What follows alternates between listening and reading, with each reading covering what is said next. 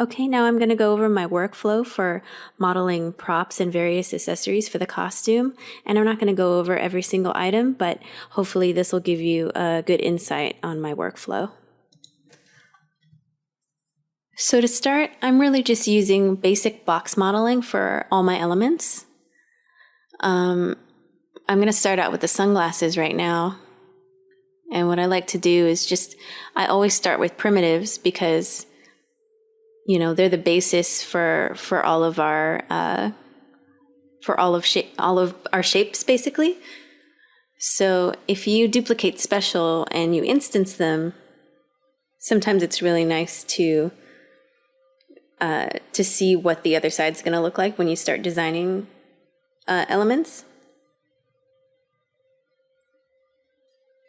So I'm also making sure that my move tool has object space turned on, and that way I can leave my object transforms on, and I can deform based on the object's transform, and it's really handy.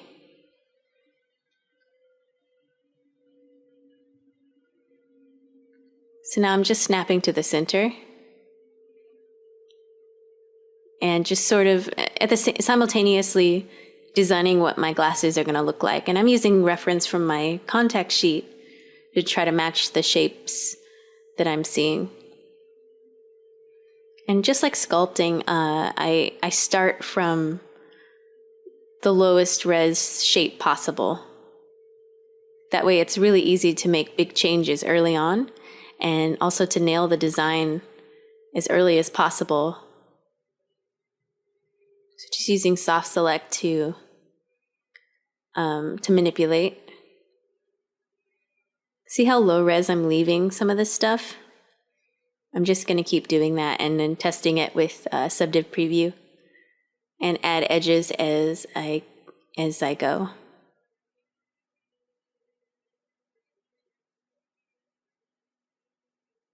So I'm just trying to get the shape I want out of each element. Add some protective edges to make sure that it seems nice and planar on the sides. And what I'm doing now is I'm going to group that and duplicate and then combine. So the frames are all one piece, and the lenses are also one piece. So I can edit them with symmetry turned on. So now I'm just making sure that they kind of bend out a little bit.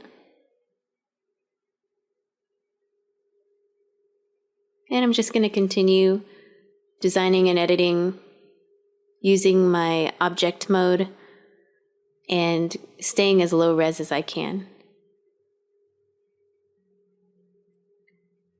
Now I've extruded those areas, and now I'm just making sure that the wings of the glasses are fitting. So now in each of these, in the lenses, I can go through and make sure that the right amount of subdivisions to smooth are present. Same for the inside of the frames. And I constantly delete and re-mirror once I make certain updates. There's no reason to be too precious. You can always change stuff. I'm just adding some edge loops. Same for here on the wings. And I change my pivot a lot on the objects too, and I can easily make some nice adjustments that way.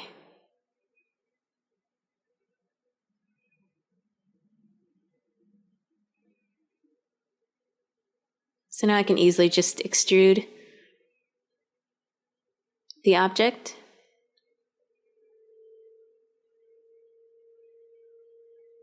And add some supporting edges, and that should work. And note, I'm not putting any hinges or any other kinds of decorations. I'm trying to keep in mind that this is a medium res character. So I'm trying not to go overboard on the little elements, so I can get there very quickly. And then if I have some time at the end, it'll be really great to add hinges and logos and things like that. So I'm just adding some blends that kind of match what I want these materials to look like. And that way I can sell it to myself. And you'll see me constantly do that. Changing materials, baking materials onto ZBrush objects, showing blends in my Maya file. And that's really just so I can see what the final product could possibly look like in the end. So now I'm going to make some earrings really quickly, just starting with my primitive spheres and toruses. And I like to make sure things are about 4, 8, 16 polys to start. And that way it's just really easy to edit after the fact.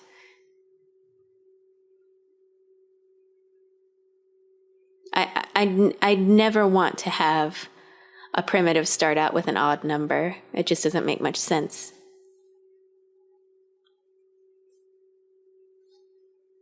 So I've made my earrings, I've combined them and duplicated them over. Now I'm going to start making some bracelets. And they're just basically cylinders, so I'm just going to size that up. Make sure it looks good where it's laying on her wrist. And I just do a lot of extruding and then protecting all my edges. You can bevel them like I just did, or you can just add them manually, as long as they look good when you smooth them.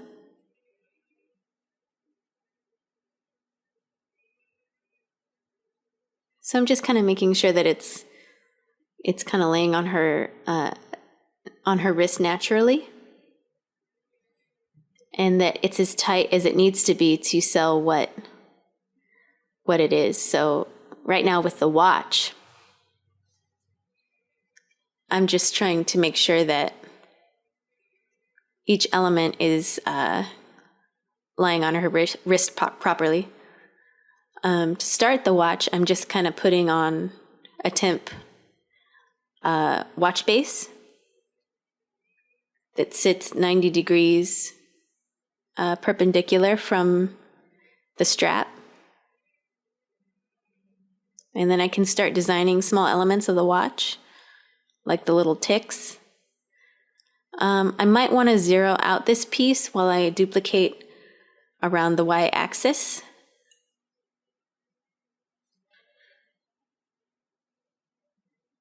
So I'll use duplicate special to duplicate around an axis, especially if you have a very equal amount of resolutions that you need to cover. But I think I need to zero out this piece first. But that's no problem. As long as I keep my old piece, I can always match my transforms later. So now I know that I want to duplicate this 11 times. And they're all instants, so I can change their width and height on the fly. And just do what looks best. So now I'm duplicating out a separate piece that will become the glass on the top of the watch. Making sure that that has thickness, because Arnold Renderer needs thickness to properly show refraction. All right, now I'm going to do something similar, but for the smaller minute ticks. And I'm going to duplicate it 59 times. And select the ones that are redundant and delete them from the hour hand. Or the hour ticks, I mean. So now what I'm doing is I'm using those same cubes. And I am going to make some hour, minute, and second hands from the center. And just quickly, from the pivot in the center, I can quickly make hour, minute, and second hands from these objects.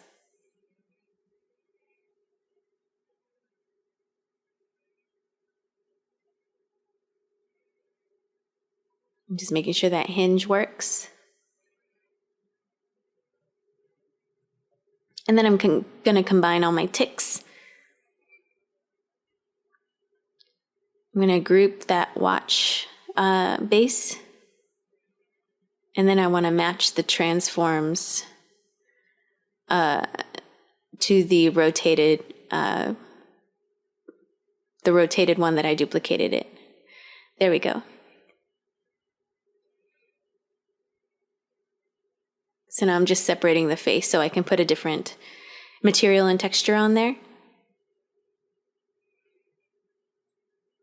There we go. Now I'm going to make the watch band. Actually, one thing I forgot to do was make an hour. I made the hour in the second hand, but I didn't make the minute hand, so I'm just going to duplicate that and make sure that that's all set to go.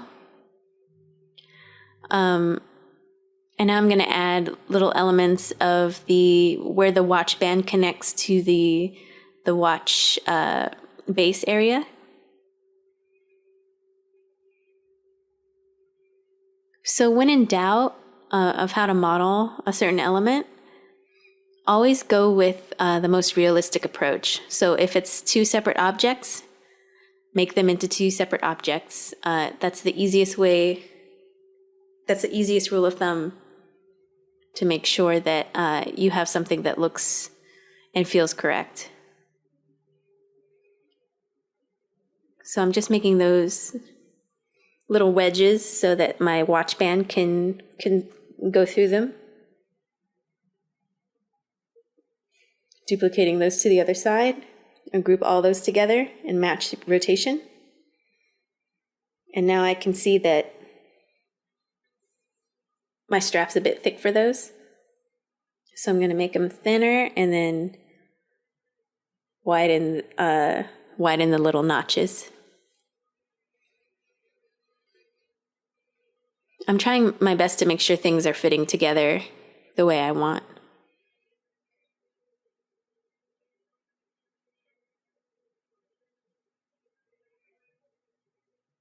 So now I'm just double checking where those guys go, making sure the watch band isn't poking through the middle, and that it looks natural where it's being kind of plugged in. And now I can start to make my watch buckle. And I'm using some photo reference, and I'm also using my own watch as reference of what these elements look like and how each part of the leather strap kind of weaves into the next. And I'm just trying to be as accurate as possible. So I'm just mirroring this piece over. And then I'm going to combine it, merge verts, extrude, and then set in some protective edges. That way it'll smooth correctly. Now I'm making the little tick that plugs into the holes of your watch band. And there's two bands usually in your watch. One is connected to one side and one is connected to the other.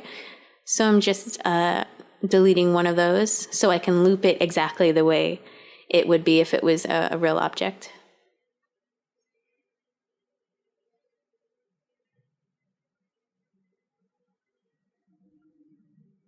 So now I'm just separating one side from the other. And then making sure this inside bit of strap is going to loop. This piece is going to be that little leather piece that kind of lets your strap loop through. Then I'm extruding my strap.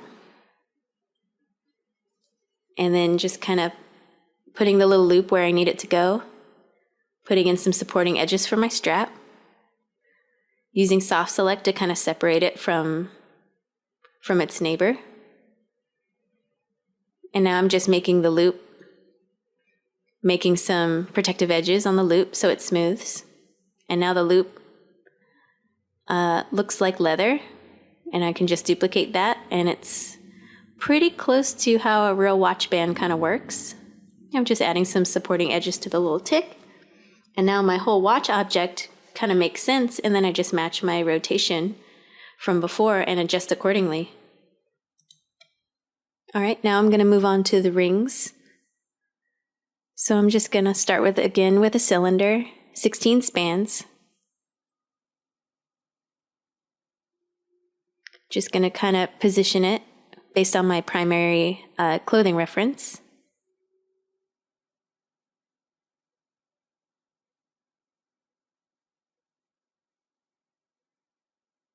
There's a couple different ring types on her hand. So I'm just going to make the 2 types and then duplicate over. I'm also going to duplicate the bracelet. Sometimes ladies wear 2 of the same kind of bracelet. So the first ring is just a very simple band. So I just have to extrude it basically, and it's done. All right, next I'm going to make a pearl necklace. So I made my pearl, and I have a loop, a NURBS loop, NURBS curve, and then I can just go ahead and duplicate my pearls on that loop, holding down the C for edge snapping. And then what I can do is I have a tube. It's basically running an extrude from the curve. And then I can control thickness on the extrude object and then convert to polys. So right now I'm just re-snapping all my pearls to that area. So now I'm just converting that to polys. And I'm just making sure my settings are going to work, CVs and quads. And now I just have a poly object and the pearl object. And then I can duplicate that. And this is just a starter. I might adjust it a bit more in ZBrush, but at least I have the element ready to go. All right, now I'm going to export each element of clothing into ZBrush. So I'm just combining everything because I'm not going to have a series of I'm not going to bake out displacement maps for these clothing elements. I just want them in there so it'll help me design around the clothing elements on my character. So I brought in my shoes, and I made sure that my morph target is on the base level, so then I can paint morph back in to make sure that the subdivisions don't mess up my edge flow. And now for the sunglasses, it's easy, like very easy for me to design in ZBrush and make sure that that shape is working. Same with the necklace, which I'll probably just have to rebuild in Maya, but at least I know where I want to put it and where it's going to fit. Now for the shoes, what I'm probably going to have to do is make a blend shape on my body to make sure the feet bend in a way that makes sense for high heels. So I'll just put that on a layer. And I'll just go through and mask out the foot.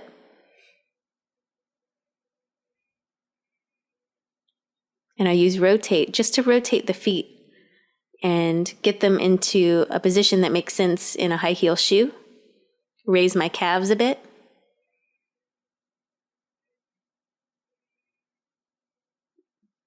You know, this part doesn't have to be perfect because your feet are kind of squished inside a high heel. So it's going to look a little bit awkward no matter what you do. And this way you can see how big your shoes really need to be to fit. So I'm just adjusting both the feet and the shoes to make sure that it fits.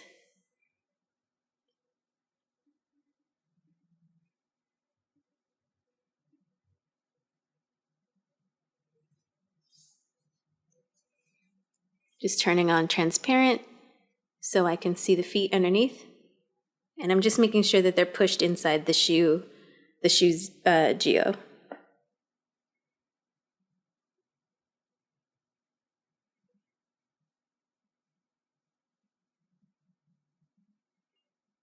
All right, I'm just making sure that it looks nice and snug. All right, now I'm going to go to the hands and make sure that the jewelry fits. And I'm just adjusting different areas to make sure that they look like, it looks like she's actually wearing these elements. And if you notice, I put a quick noise on the skin. It's just to add some initial detail. I'm not committing or anything. I'm just putting noise on. Now I'm going to bake some materials onto different elements of my clothing, just like I did with the blends. In Maya, I'm doing the same thing in ZBrush where I'm baking on colors and materials. And that's just so at a glance I can see exactly kind of what her design is going to end up looking like in the end. So I'm just making polygroups for the lenses and for the frames. I'm going to bake a really shiny material into the lenses. That way it looks more like sunglasses. And then I can bake silver onto all the jewelry. And probably going to make a shiny black material for the shoes. All right, now I'm going to start sculpting the hair in ZBrush. And the look that I'm going for is something like this. So basically what I want to do is get a primitive object in ZBrush working, move it until it's in the right shape, and then I'm going to use my knowledge of how hair is moving and also the reference too. Like I want to make sure that the hair is moving, in a way that makes sense, that's very natural. So this is the kind of thing that I'm kind of using as a guide for how I'm sculpting in hair clumps and flow and all that. So that way I make sure that based on this reference, I can get a nice natural look with my hair. All right, so first things first, I'm going to bring in a sphere and append it, move it to the top of the head, and I'm just using Move tool to block out the initial shape. Just trying to make sure that it matches the silhouette of the reference. And I'm still using mirror and I'm kind of blocking in how all of my hair clumps are going to go. And I'm using clay buildup to get a really nice bit of volume for my hair clumps. And then I'll use standard special to carve in more directionality and flow to my hair clumps. So I'm just kind of repeating that process over and over here. Then I'll break symmetry a bit and make sure that I have some silhouette breakup. Also notice I have Dynamesh turned on. So often I am rebuilding the mesh after I make a major change. And Dynamesh will really help you kind of get some really nice workable geometry out of whatever you create. So I'm just quickly going in and blocking out the hair flow.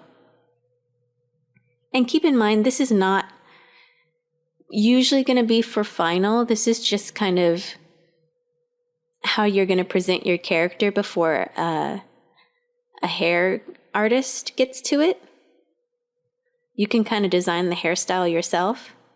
And if this is a really far away background character, sometimes we'll use this, and this is what we call like ice cream hair, where it's just kind of a sculpted like an action figure type hair. And you can use this for render, but usually we don't do it unless it's a very, very a low-res background object. Right now, I'm just using it for design purposes and for presentation, and also to let the hair groomer know what hairstyle I'd like to see on the final product. Now, if you are the hair groomer, you can still do this step to get it approved by your lead, and then you can just continue to follow the design that you've already made onto whatever curves you generate. It's just a nice way to draw curves, and you already know like what kind of volumes you're going to look for and what kind of clumping you want to see.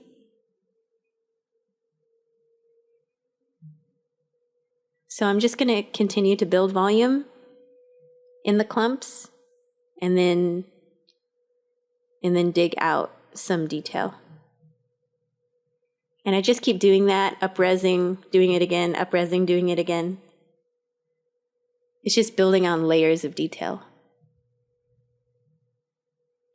And then I'll use Move tool to make sure my silhouette doesn't get too messy. Now I'm just making sure there's not useless geometry under there. Just reiterating the clumps. Double checking all my silhouettes.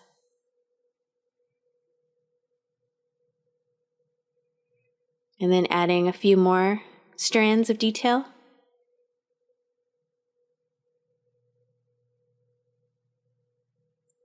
I usually don't like to do every single strand. I think that's a bit much, and then it can get messy real fast. All right, just adjusting my silhouette. All right, now I'm going to duplicate my object, and then I'm going to Z-remesh it so that the topology is nice and clean. That looks pretty good. Now what I can do is project onto the original, divide and project, and now I have a really nice topology for the hair. I think we're good to go for the next step.